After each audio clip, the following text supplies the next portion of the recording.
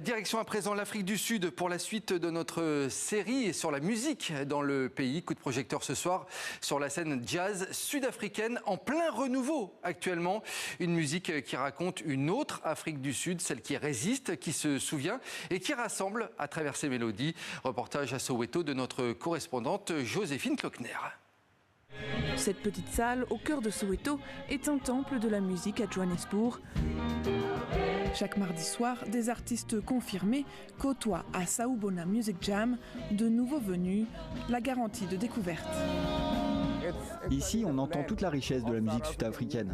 À chaque fois que je viens ici, je suis certain d'entendre une histoire différente, une nouvelle sonorité.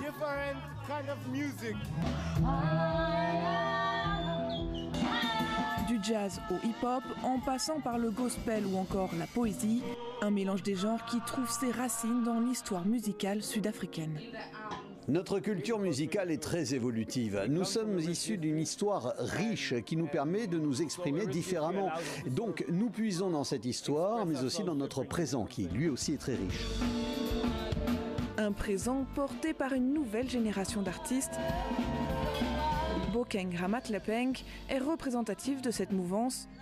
Nous la retrouvons en répétition dans un des jazz clubs les plus huppés de la ville, Hughes, nommé après le grand Hugh Masekela. Le jazz sud-africain est de plus en plus jeune et je trouve ça enthousiasmant parce que la nouvelle génération n'a peur de rien.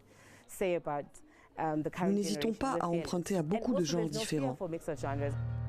En chantant en Sesotho, sa langue natale, la chanteuse se fait aussi une protectrice de sa culture. Une volonté que partagent beaucoup de jeunes musiciens, comme Amukelani. Elle se réjouit de la place croissante accordée aux genres comme l'afro-soul. Les stations de radio passent de plus en plus la musique underground. Je pense que ça traduit un changement, plus d'inclusion de ces autres styles musicaux. Derrière les beats électroniques qui font danser la planète, l'âme musicale de la nation arc-en-ciel bat aussi au rythme de ses instruments, portée par une jeunesse vibrante qui continue d'écrire la bande originale d'une Afrique du Sud en constante réinvention.